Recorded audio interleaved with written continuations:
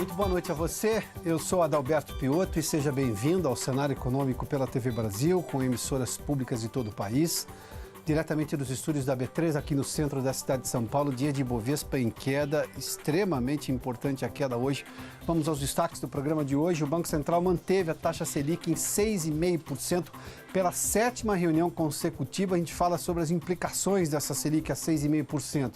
Produção e exportação de veículos recuaram agora no mês de janeiro. Ontem nós divulgamos a venda, os licenciamentos de veículos novos. Hoje a gente está falando de produção e exportação.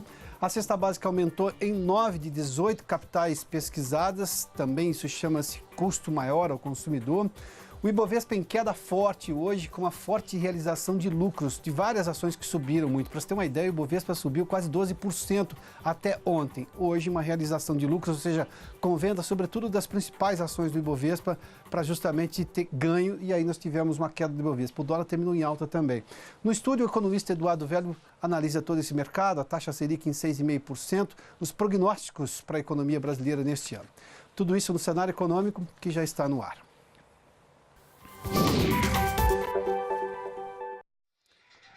O Comitê de Política Monetária do Banco Central decidiu há pouco manter a taxa básica de juros em 6,5% ao ano.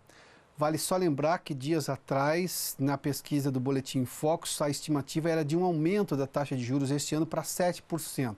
Agora já se está falando em manter os 6,5% durante o ano todo, sobretudo com uma possível queda de juros durante o ano, mas obviamente que aí nós estamos falando já no campo de hipóteses, mas a manutenção ganha força durante o ano todo, os 6,5%. E as razões estão aqui, olha, portanto, vamos lá, 6,5% de juros, isso para se ter uma ideia é a 7ª reunião consecutiva que o Copom faz e mantém os juros em 6,5%. O Copom vinha de queda desde o final de a taxa Selic vinha de queda desde o final de 2016, para se ter uma ideia. Lá os juros saíram de um patamar próximo de 20%, começaram a cair.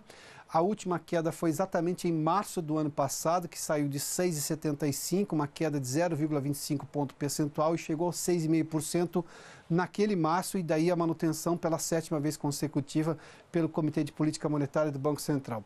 A inflação ainda baixa, a previsão, para se ter uma ideia, uma das razões para se manter os juros é de 3,94 na previsão do Boletim Focus, que a gente divulga sempre às segundas-feiras, que é aquela pesquisa que o Banco Central faz com mais de 100 economistas e analistas de mercado.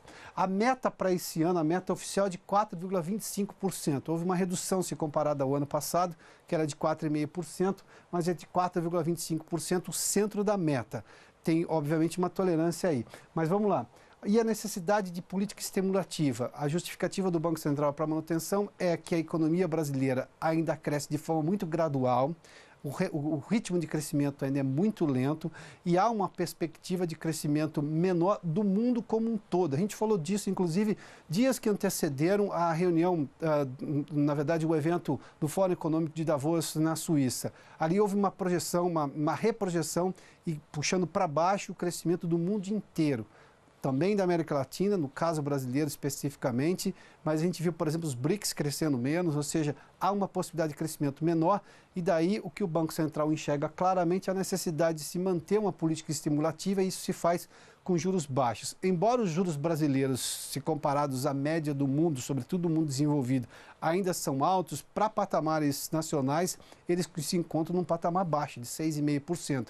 Haveria uma possibilidade de redução maior, essa é uma aposta que existe no mercado, ou seja, ao longo do ano, se a economia não engrenar, obviamente que nós poderemos ter uma redução dos juros, mas o que ganha força é justamente esses 6,5% durante o ano, ao contrário do que se imaginava de uma elevação de 7% para 7% este ano. Esses juros baixos indicam claramente o seguinte: o Banco Central não vai, com a taxa de juros, fazer com que as pessoas guardem mais dinheiro. Com isso, o que eu tenho claramente? Investidores em fundos, por exemplo, atrelados à taxa Selic, vão ver menos razão para deixar o dinheiro aqui, nesses títulos de governo, por exemplo, e vão emprestar dinheiro para o mercado, onde as taxas de juros são bem mais altas e melhores.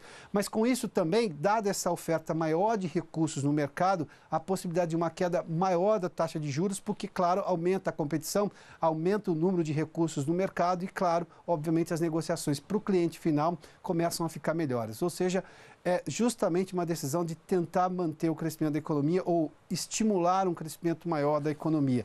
O Banco Central não vê nenhuma razão para a inflação crescer, de fato a gente não está vendo nenhuma razão para isso até agora. Essa semana, na verdade, a gente vai ter pelo IPCA do IBGE a divulgação da inflação do mês de janeiro, mas mesmo a prévia da inflação, de janeiro também ela não veio alta, apesar de ter tido uma pequena elevação ali.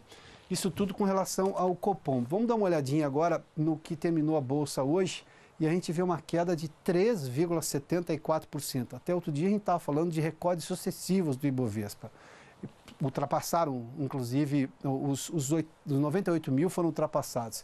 94.635, queda de 3,74%. As razões são justamente uma realização enorme de lucros de quem, obviamente, comprou na baixa, as ações subiram, estão vendendo na alta, com venda, obviamente, puxa a ação para baixo. E várias ações caíram. Para você ter uma ideia, Vale caiu 4%, aqui também tem o peso do caso de Brumadinho, aqui não é uma realização de lucro propriamente, aqui tem um peso do custo que a Vale vai ter justamente para reparar os danos depois da tragédia de todo o acidente de Brumadinho, que ainda é difícil de calcular o tamanho desse custo, que justo, diga-se de passagem, porque causou danos às pessoas morreram, muitas pessoas morreram, e há um problema gigantesco econômico e ambiental na região também, além, evidentemente, da perda humana, que é a maior de todas. Petrobras hoje caiu também, com 2,03%, aqui tem questões de petróleo, mas também é uma realização de lucro, o preço do petróleo tem baixado. A Embraer hoje caiu 3,36%. Vamos lá, Eletrobras 4,48%, ela tinha se elevado recentemente por causa de uma declaração do governo dizendo que manteria muito poucas estatais, seriam apenas a Petrobras e os bancos do Brasil e os Correios, provavelmente, talvez não, mas enfim, e a Caixa Econômica, ou seja, a Eletrobras tinha um sinal claro de que seria vendida, seria privatizada e com isso os papéis andaram subindo nos últimos tempos, mas hoje caíram. Banco do Brasil com uma queda de 5,38%, Bradesco com 4,64%, Itaú com 3,68%. Magazine Luiza tem um peso importante, não no Ibovespa especificamente, mas isso aqui tem cara do quê? De varejo. Ou seja, com possibilidade menor de ganho das pessoas, caíram também as ações de Magazine Luiza, mas também tem realização de lucro. Ação no alto, hora de vender, os investidores vendem, a ação cai também. O dólar hoje subiu 1,09%. a R$ 3,70. Isso tudo que a gente tem, esse resumo do mercado hoje. Bom, daqui a pouco a gente fala sobre a indústria automotiva, a produção divulgada hoje pela Anfávia, mas nós temos aqui uma outra história. O custo da cesta básica aumentou em metade das capitais pesquisadas pelo país. A Flávia Grossi está conosco no Rio de Janeiro e tem detalhes dessa pesquisa. Flávia, boa noite. Boa noite, Pioto, e a todos. Em janeiro, o custo da cesta básica aumentou em 9 capitais brasileiras e caiu em outras 9.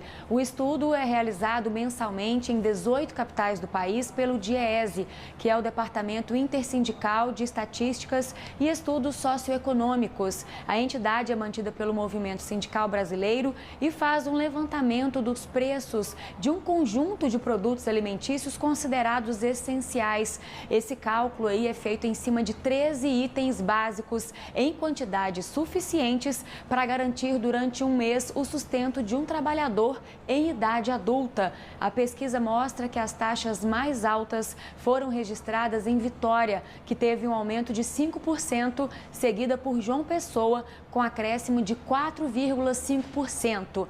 Já as principais quedas foram em Porto Alegre, com variação negativa de 4,9%, e Florianópolis, onde o preço da cesta caiu 4,4%.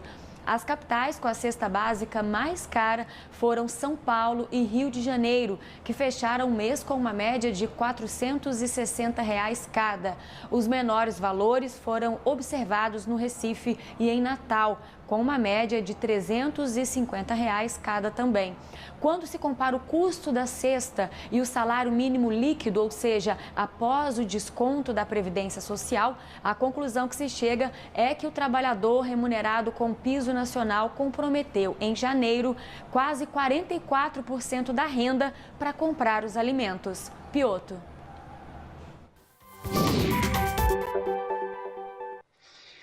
Muito obrigado, Flávia.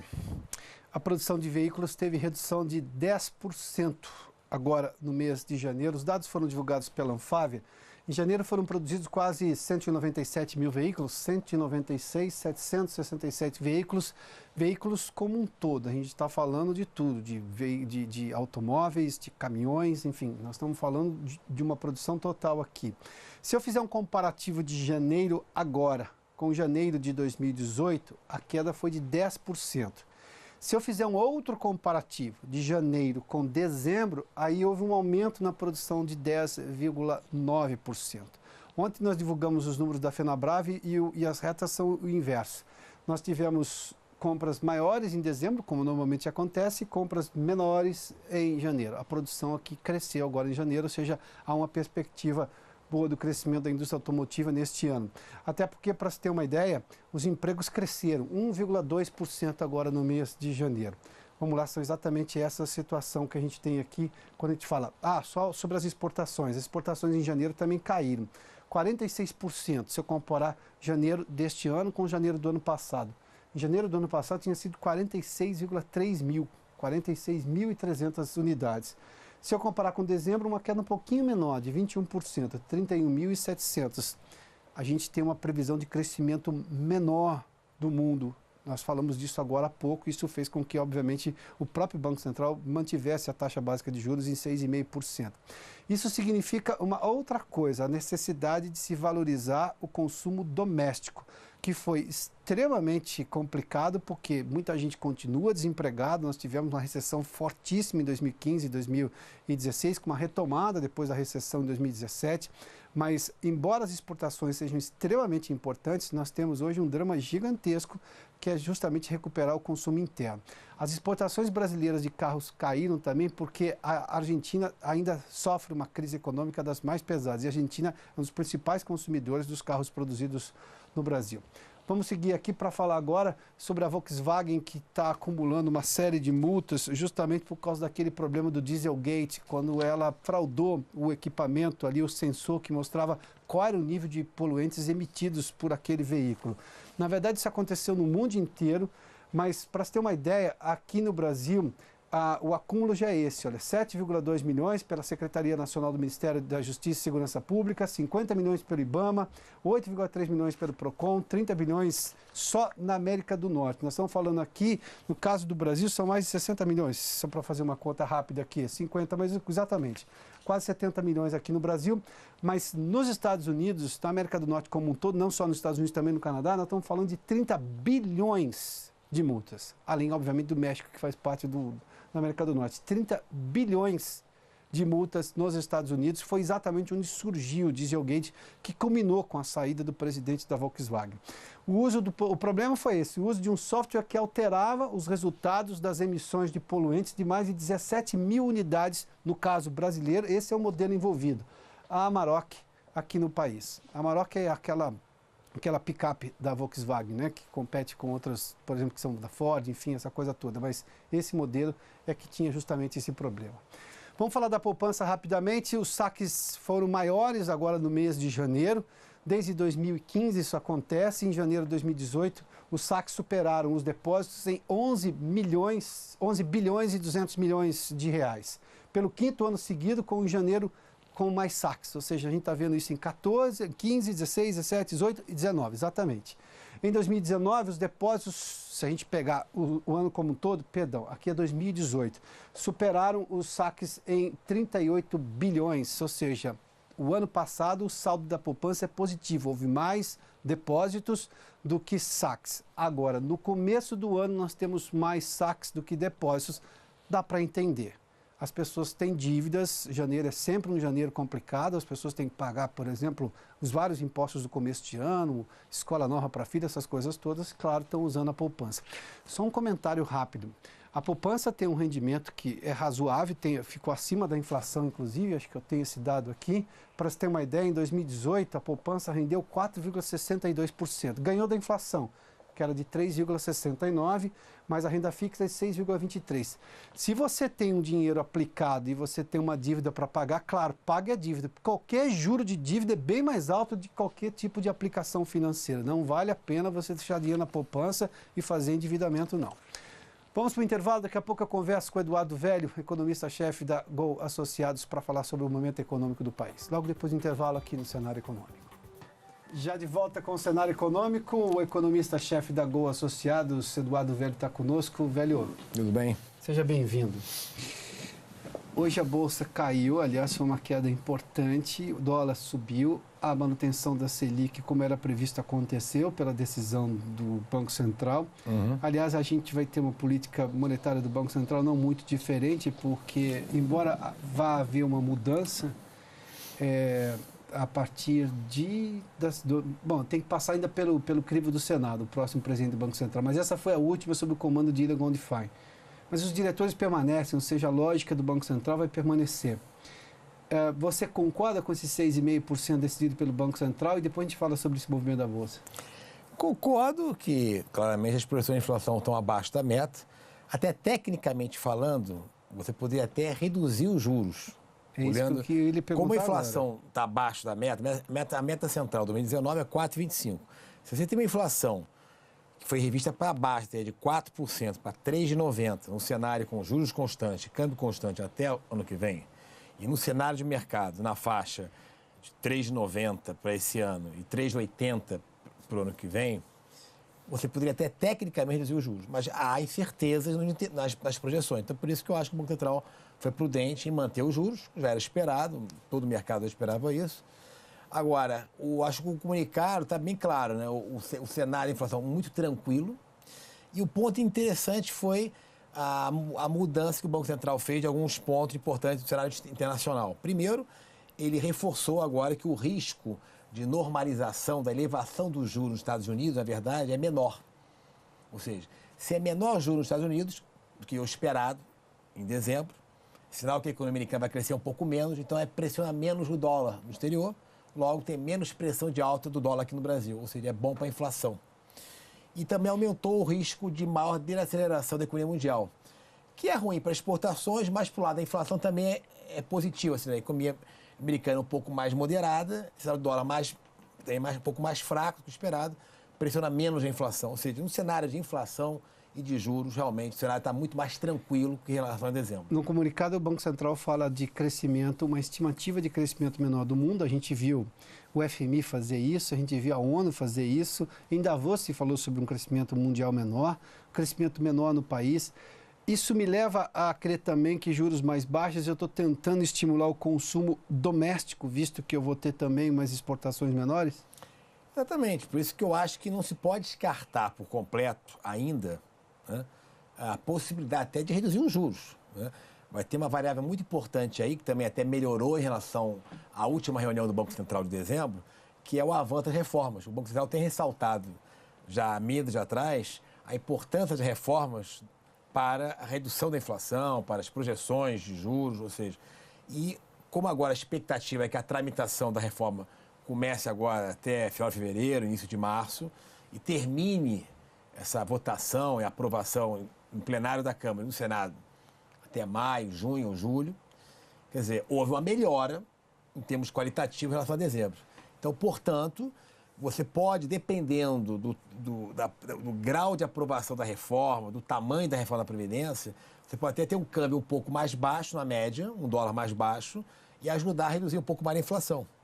Então, obviamente, você teria espaço para cair juros. Agora, realmente, outra coisa que está ajudando também a cair mais a inflação é a expectativa de crescimento, que ainda está baixa ainda, e o Banco Central, de certa forma, ainda não quantificou isso, não mostrou isso agora nesse comunicado, mas me parece que ele deve ter reduzido um pouco na margem a projeção de crescimento dele, que, de certa forma, também ajuda a cair um pouco mais a inflação também. Velho, mas hoje nós tivemos um movimento que chama atenção. A Bolsa caiu muito hoje, acima de 3,70, só se eu não me lembro exatamente. Temos de novo, daqui a pouco, bom, é 3,70, né? Uma queda acima de 3,70. O dólar subiu, voltou aos 3,70, R$ 3,70. O que isso explica, esse movimento tão brusco hoje de queda da Bolsa e de alta do dólar? Primeiro, quero lembrar que, alguns meses atrás, não muito tempo, o dólar, quando voltava a ter um estresse, estava na faixa acima de R$4. Depois chegou um momento que ele caiu e aí quando o mercado... O nosso estresse é 3,70 agora. O mercado ficava nervoso e ia para 3,90. Depois 3,85. Quer dizer, me parece que o dólar realmente está ali, está oscilando, porque mas está no patamar médio mais baixo. O dólar veio caindo desde a época do governo Dilma, depois agora do resultado eleitoral da presidência. Agora, o que está claro é o seguinte, o mercado ainda está com a expectativa positiva com a próxima reforma. O que aconteceu hoje foi uma contaminação do mercado internacional com a divulgação de indicadores fracos da Alemanha, que já tinha sido divulgado ontem, as vendas de varejo da zona do euro muito fracos, e as preocupações ainda com a guerra comercial Estados Unidos-China. Hoje caiu Nasdaq, caiu Dow Jones, Nova York, sim, caiu Londres, caiu Alemanha. O mercado realizou, lembrando que nos últimos 7 dias houve também uma recuperação das bolsas americanas também, né? Também ajudou a puxar o Brasil. Então é a realização de lucro que a gente viu aqui também. É um pouco também um ajuste. Agora, obviamente, as preocupações com o ritmo crescimento mundial estão presentes e, basicamente, hoje foi uma frustração também com o discurso do presidente norte-americano ontem de noite, que não falou nada como é que estava o avanço das negociações entre os Estados Unidos e a China. Que, de certa maneira, isso é ruim para o mercado mundial, para o comércio global. Então, a tendência é uma realização, o mercado está um pouco ainda, muita incerteza, então o mercado realiza um pouco, vende um pouco, vendeu bem, na verdade, e contaminou o mercado nacional brasileiro. Agora, o ponto agora é o seguinte, não vai ser atividade econômica nem inflação que vai definir câmbio no Brasil, juros e bolsa. O que vai definir agora é a tramitação da reforma da Previdência. Obviamente, no cenário internacional ruim, aumenta mais a importância da aprovação da reforma da Previdência ainda nesse primeiro semestre. Óbvio que uma coisa são as discussões preliminares, elas são importantes, mas elas não são decisórias. Eu vejo hoje no comando da Câmara e do comando do Senado um movimento pró-reforma. Mas eu vou ter, obviamente, uma discussão no Congresso e todas as protelações que são do jogo democrático dentro da Câmara e do Senado. Aliás, haja democracia, são votação em 2 turnos na Câmara, 2 turnos no Senado. Se houver alteração, volta para a Câmara. Bom, enfim. Mas a reforma parece que vai andar. Onde é que pode ter algum problema nesse processo, na sua opinião? Eu vejo o cenário assim, um pouco parecido com o processo do impeachment. Mesmo que você tenha ainda uma tramitação da reforma na Comissão de Constituição e Justiça, na Comissão Especial, depois vai para o plenário da Câmara em votação em 2 vezes, depois para o Senado, eu acho que só passando pelas comissões, com a expectativa de aprovação na Câmara dos Deputados, o mercado já vai antecipar isso nos preços ativos na Bolsa, no câmbio, nos juros futuros, ou seja, melhora, que vai também ser aprovado no Senado. Quer dizer, inclusive, a base do governo no Senado, aparentemente, é muito boa, é muito robusta. Velho, tem um outro detalhe, né? Pode ter reclamação da oposição no plenário, porque os governadores, mesmo os de oposição, estão pedindo uma reforma porque está comprometendo o caixa dos estados. Exatamente. O grande déficit do governo hoje também é nos estados e municípios. E inclusive, nessa proposta ampla da Previdência, a ideia é estimular que os estados criem os fundos de pensão, as pessoas comecem a ter a cultura de capitalização em fundos privados e complementem suas aposentadorias. Isso retiraria a pressão de despesa que hoje tem os estados, como o estado do Rio de Janeiro, por exemplo, que tem um déficit previdenciário altíssimo, hoje é um exemplo do córner. Então, eu acho que me parece que os próprios governadores sabem da importância da reforma da Previdência. Então, de certa maneira, há um movimento importante de apoio à reforma da Previdência, que é necessário reduzir essa despesa, pelo menos de acelerar o tamanho do déficit. E o governo comunicar de forma clara, né? Quando se tem déficit na Previdência, o gestor ou ele tira dinheiro de outra área ou ele vai buscar dinheiro no mercado aumentando o endividamento. E quando ele aumenta o endividamento, ele diminui a capacidade de investimento em outras áreas. Como a gente tem reclamação de vários setores, de várias áreas, acho que é essa compreensão que precisa chegar para o cidadão. É importante isso, porque eu acho que nós estamos num momento também importante. A sociedade quer reduzir privilégios, que é maior equilíbrio... Principalmente o setor público. ...na sociedade. Então, agora é importante que a reforma mostre a percepção para a sociedade que todos vão dar sua parte na reforma. Ou seja, não vai haver privilégio, manutenção de privilégio. Então é importante isso também. Isso é muito claro. Essa questão do privilégio tem que ficar de fora, senão não adianta. Velho, obrigado pela gentileza. O economista Eduardo Velho da Gol Associados, economista-chefe da Gol Associados, conversou conosco aqui no Cenário Econômico, que termina aqui. Obrigado pela sua companhia, pela audiência. Boa noite a você. Amanhã a gente está de volta. Até lá.